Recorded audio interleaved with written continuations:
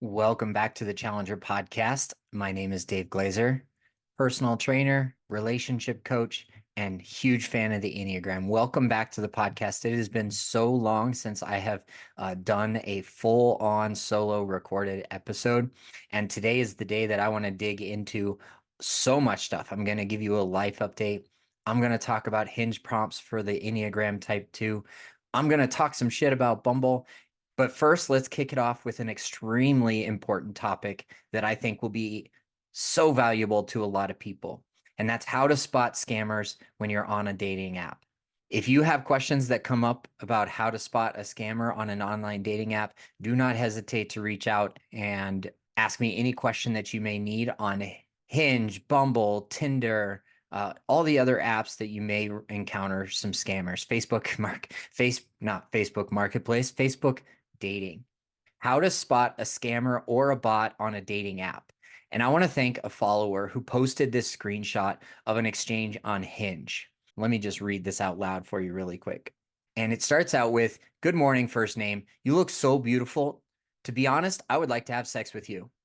First of all, opening up any conversation on any dating app or over text message like this is a red flag. I just want to acknowledge that first and foremost. If you receive this kind of a message as the first interaction from somebody you have matched with on a dating app or somebody you've exchanged numbers with, run. Huge red flag. Not only is it love bombing, but it's also too much too soon, right? So let me read that again. "Good morning, first name. You look so beautiful. To be honest, I would like to have sex with you." Well, thank you for the compliment. But what's your mother's contact info? And then I want to pause right there because what this follower of ours is doing is establishing, are you a real person? Um, if this was a real person, I would love to see the next step of saying, like, hey, I'm going to set a boundary. You don't seem like an authentic person to me. That's what somebody in the moment who's like super mature and super recognizing that this is a bot would say, right? Or they just discontinue the conversation right after that first comment. But let me just read that to you again. "Well, thank you for the compliment, but what's your mother's contact info?" And then they respond, "I hope I haven't offended you," which is something that the bots and scammers do. They like, "Oh, I'm so sorry. I didn't mean to offend you. My English is not so good." And if you ever recognize that on a dating app, you know that you're speaking with a scammer or a bot. So those are a couple of messages right off the bat. And then our follower says, "LOL, but I need to talk to your mom first in regards to the manners that she needs to teach her son first. LOL." What I think that our follower is saying here is like, we got to talk about some manners because you are crossing a boundary. Now, me as the challenger Enneagram type, I would reference the boundary in the first response back. But what I love about this is bots are not, or scammers are not able to decipher a request of like, what's your mother's contact info? They're just not capable of understanding sarcasm and tone in a conversation on a dating app. Another follower of mine on Instagram shared something before that said, "Hey, say the word potato. If you're real, say the word potato." And one thing I want to encourage to each and every person that I've ever coached is don't argue with a bot. Don't argue with a scammer. It's not going to go well. First of all, they're a computer program, or there's somebody from another country who definitely doesn't know the nuances of English and grammar and things like that. That is if they're a real person. However, we're just talking about scammers and bots today, right? So if you wanted to more authentically decipher if this person is a scammer or a bot on a dating app, you might want to say, after their initial message that said, "Hey, I think you're really beautiful. I would like to have sex with you." First of all, red flag. But if you want to reply authentically and you're like, "Oh, is this a real person?" and they're just rude or they're just not good at making first impressions, put all the excuses to the side and just address the issue. If you want to approach this more authentically, you think it's a real person, say, "Help me settle a debate with my friend here. Is it potato or potato?" And you can spell out the different ways to spell potato, right? Back in the day, I think it was a presidential candidate that didn't know how to spell the word potato. And when I type it into my Google Doc in preparation for this episode, it spells it the right way. But bots and scammers who are just a computer program aren't going to understand the request to spell potato, right? And if it is a real person, let's just say that they haven't opened up the conversation with love bombing or something sexual right away. And yet they didn't open with something really quality, right? And you think they're attractive, you like their profile, you might want to be interested in getting to know this person. You can be a little playful and say authentically, hey, help me settle a debate with my friend. Is it potato or potato? And of course, one of those has an E on the end and the other one doesn't. This is something that bots are not known to be able to understand. Saying the word potato on an app is just not within their vocabulary. They don't get it. And before I move on to life updates, I want to talk about the other signs that they are a scammer and what to do about it. First of all, it's going to feel like it's too easy. Remember, I said love bombing comes early on and it's going to be like a gut reaction like, this is too easy. This person should not be saying beautiful, gorgeous, sexy, hey, babe, in the first few messages. If they're genuinely complimenting our appearance, something like, hey, I really like that outfit you're wearing in picture number 3, that's a different story. That's not love bombing. But if love bombing comes on too soon, it's going to feel too easy. So that's number one. Number two, they ask to chat on WhatsApp or another app that's out there. I don't remember the names of all of these apps because it's just so overwhelming to have too many apps on your phone. But if somebody is asking you to move the conversation over to WhatsApp chat, they're most likely a scammer or a bot gonna ask you for money because WhatsApp, it's owned by Meta. I'm not going to get into the Facebook world dominance conversation today, but if they ask you to move to a different app that's not your telephone number and not the actual dating app, red flag, right? Be aware, be cautious. WhatsApp is not something that you want to engage in because they're not able to be tracked. And it's super easy to automate messages on WhatsApp versus an iPhone. Another way to tell if they're a scammer or a bot or somebody who's just breadcrumbing you is they're never able to meet up in person. They always have endless excuses and stories as to why they cannot meet up, why they're unavailable. Hey, sorry I didn't message you back. I was taking care of my sick dog or washing my hair or I had to go out of town for work. Those might be legitimate excuses from a real person you've met up with, you've had one date with, acceptable reasons to not be available all the time. However, scammers and bots are going to have this elaborate story all laid out. They're going to try to convince you that they're the victim, right? And you, for some reason, tend to believe the stories because it's so outlandish, right? And then finally, they're going to start up a conversation on WhatsApp or continue the conversation on WhatsApp or the dating app. Hey, I know we just met, but my insert family member, grandmother, father, brother is in trouble. Can I ask you for $1,000? That's the top 5 ways that I would say you can recognize a scammer on a dating app. So before I kick it off to life updates and a new segment on the podcast, I want to just remind you guys, never send money or personal information over an app or messenger. Meet in a safe and public place and let a friend or family member know your plans and share a screenshot of their profile before you leave for the date. And then if you have been victimized by a scammer, contact the authorities in your local area because these people need to be tracked, they need to be held accountable, and they need to not do this to anyone else. All right. Before we get into the brand new segment on the podcast, I just want to give you guys a life update and share with you where the inconsistency in the podcast has been coming from. I was super consistent for like 4 years, and it was definitely one of my favorite things to do each and every week, from locating guests from Instagram or TikTok, inviting real life daters to come on the podcast. It was one of my favorite things to do. And then life got insanely busy, right? I transitioned jobs in January of 2023. That job was not the right fit for me. So in about August, we parted ways. And then I was like literally underemployed for the next 7 months, which created a lot of stress in my life. And I wasn't able to dedicate the time to the podcast, which in retrospect, now that I have a new job, I missed an opportunity. I missed an opportunity to grow even more in just doubling down on the podcast. One, I had a foot injury. I couldn't train jujitsu. I was facing a lot of things that were a shakeup in my routine. I moved in with my partner in October of 2023, and it's been going absolutely swimmingly. It's going so well, almost like scary well. We joke about this all the time. And then we are about to close on our first house in 2 weeks. 2 weeks from when I'm recording this podcast, we're closing on a house in a small town north of Denver. We absolutely love this house. That process, I'll update you along the way, but it's gone so much smoother and easier than I ever would have thought the process would go. But that's huge thanks to the realtor that we chose and the home loan company that we chose. A little bit about the new job. I do work from home. It's awesome. It gives me the flexibility to kind of record TikTok videos, put myself out there a little bit more with the confidence that I lost after the job change. And then I have a 4-day work week. I work from home, and I think I'm going to try and make some time for the podcast.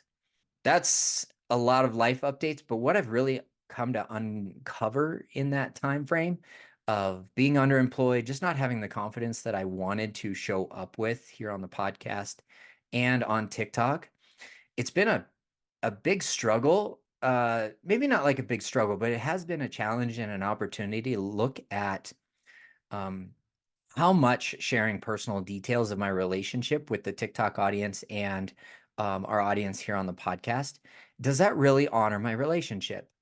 And what happens, my partner and I were talking about this the other day, and what happens on, let's say, social media platforms and podcast platforms is that the drama sells, right?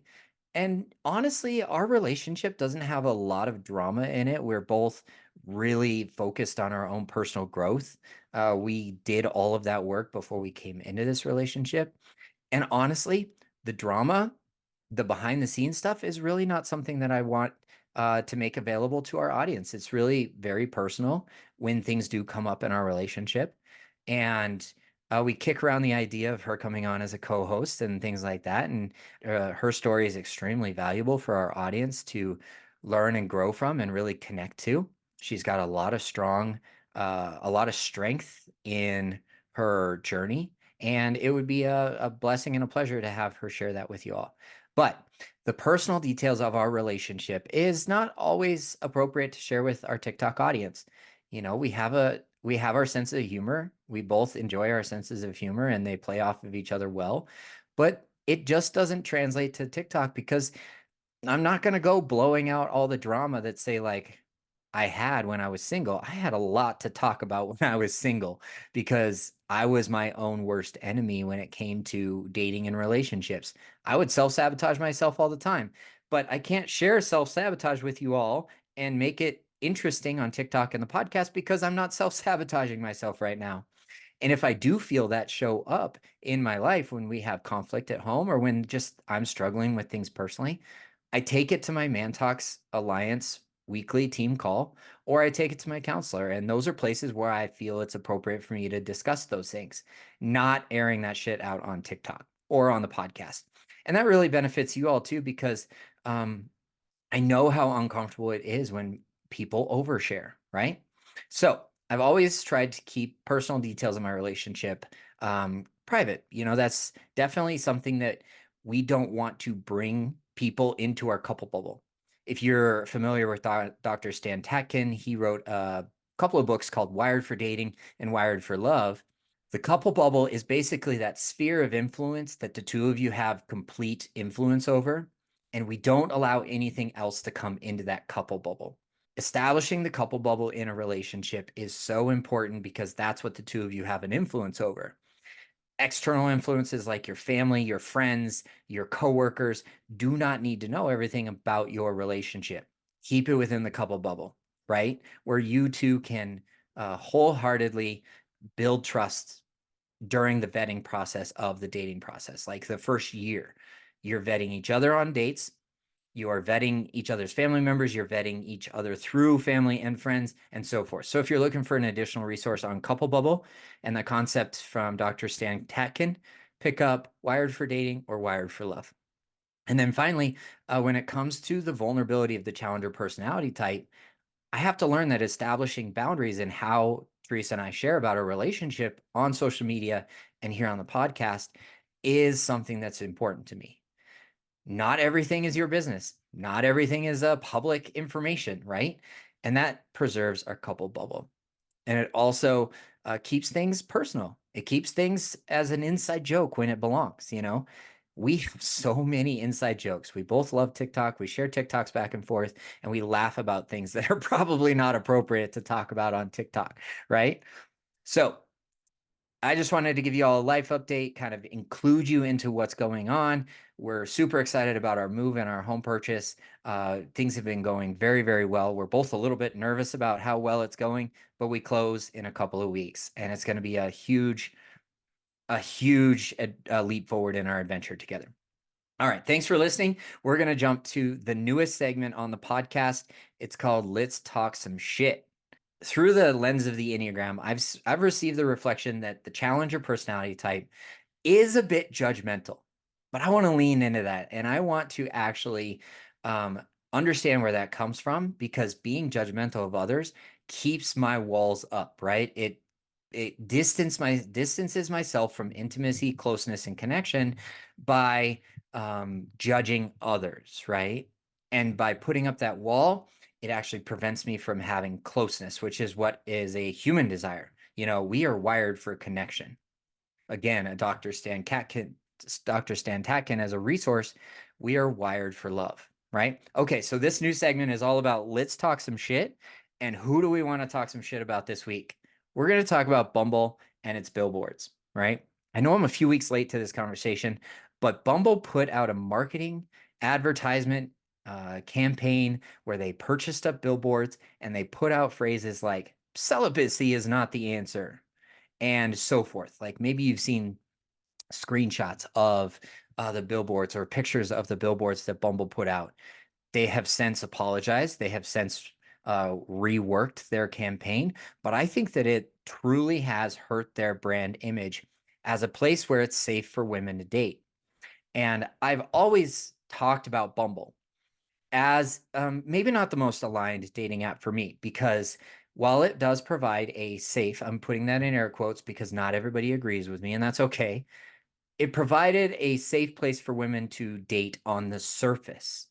However, what came down to it is because women are asked to make the first move on Bumble, that's not energetically where they're responsible to be the leaders in the relationship.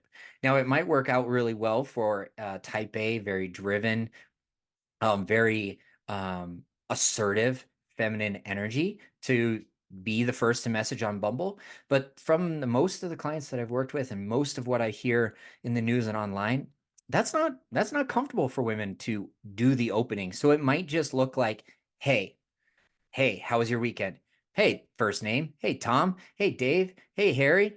And Bumble, for all of its efforts to try and generate a safe place for women to date online, it didn't quite accomplish that mission, even though it's a multi-billion-dollar. Bumble fell short on its most recent advertisement campaign because of the language that they used was truly offensive to women. So they pivoted, they took down all the campaigns, and I posted what I thought was a very funny TikTok. And if you're watching on YouTube, please hit subscribe so that we can get to our goal of 1,000 subscribers so I can start to go live on YouTube. It's one of my big goals for this year is to be able to do live podcast episodes on YouTube, answer your questions in live time. So please subscribe on YouTube so that we can become more connected. So here's the clip that I shared on TikTok. You are in luck. There's a town about 3 miles that way. I'm sure you'll find a couple guys there. Illustrated in that TikTok was all of Bumble telling their users to go use Hinge. And that brings me to the final segment of our podcast episode today is Hinge prompts for the Enneagram Type 2. I know that I would put out the Enneagram Type 8, 9, and 1 so far on the podcast over the last few months. But today I want to close out our podcast with Type 2 Hinge prompts that work for the helper personality type. And these are serious. These are deep, right? So you might recognize this prompt I take pride in, and that's the prompt. I take pride in. Okay, it's asking you what you take pride in as an Enneagram Type 2. And the answer, being dependable and available for others and keeping a clean, welcoming home. That, if you're a 2, that's going to resonate for sure. Then I'm going to move on quickly because I've got 8 or 9 to go through. So the prompt is my most irrational fear, and the response from a Type 2, the helper, is that I am unlovable. And that one hits hard, right? Because as the challenger personality type, when I am my most authentic self, when I'm most integrated, I actually kind of look more like a healthy version of the 2. So if I am integrated with my feelings of not being lovable as an 8, and I know that I'm self-aware, I'm doing my growth work towards being more lovable, I'm going to show up more like a healthy 2. So that's why these cards, these hinge prompts, and I'll share them on TikTok as well. That's why these hinge prompts resonate with me.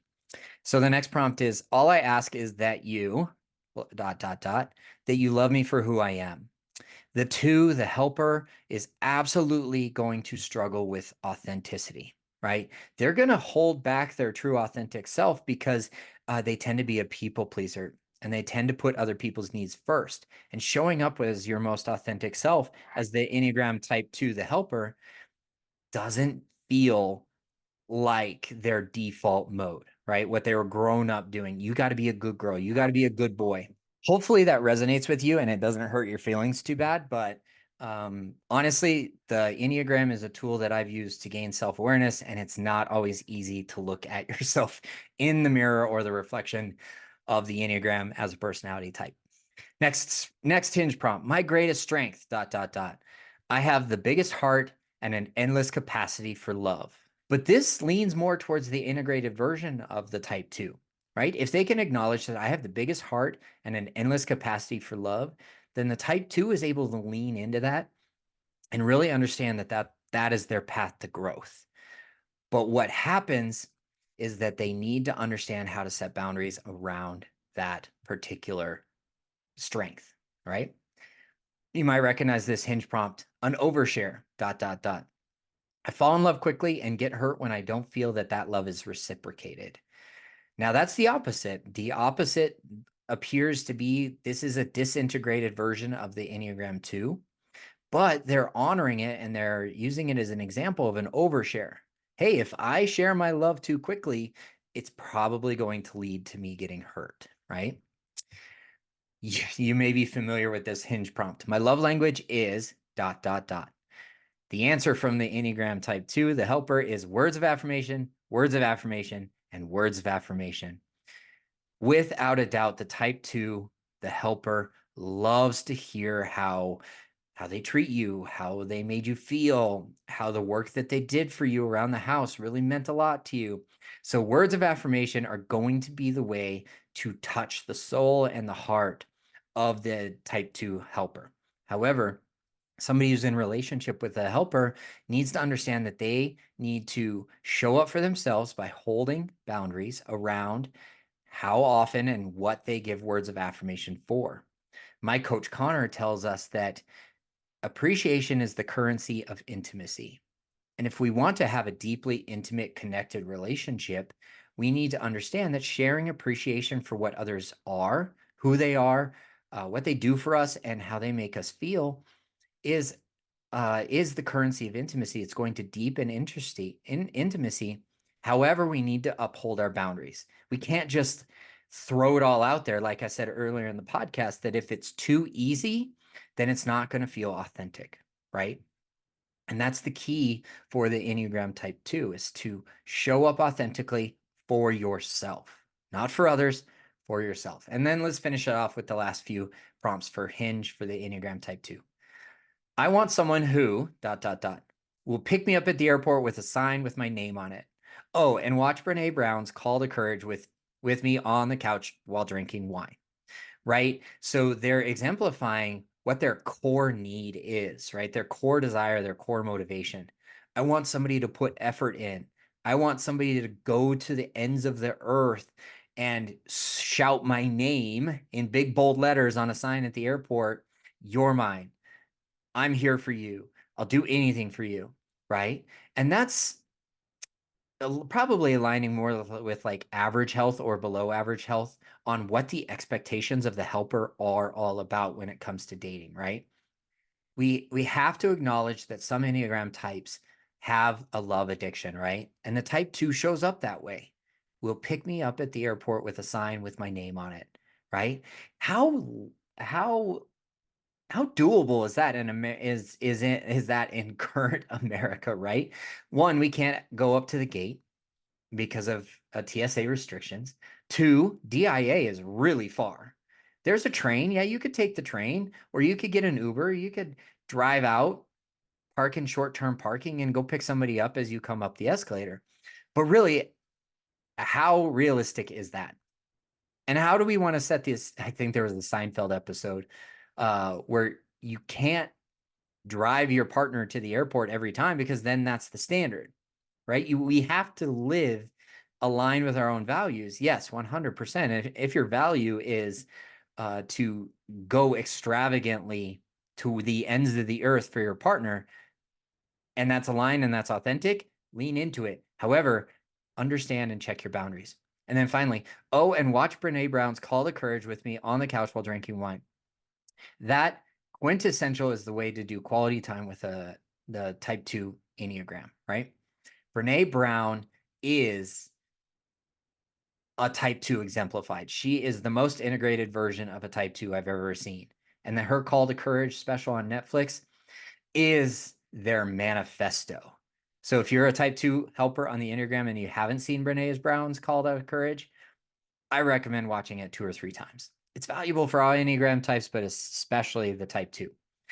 All right, I'll close this out really quick. Finally, this hinge prompt for the Enneagram Type 2.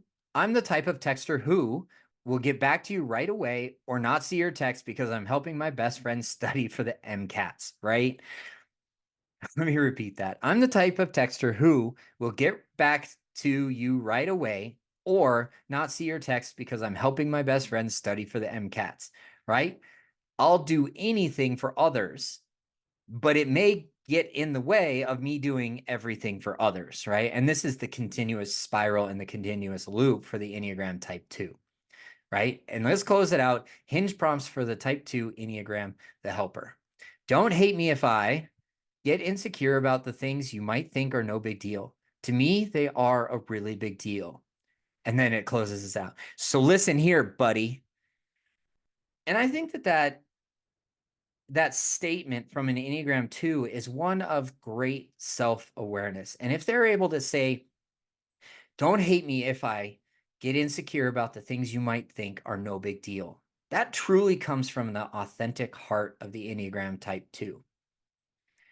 They're acknowledging that they have this insecurity.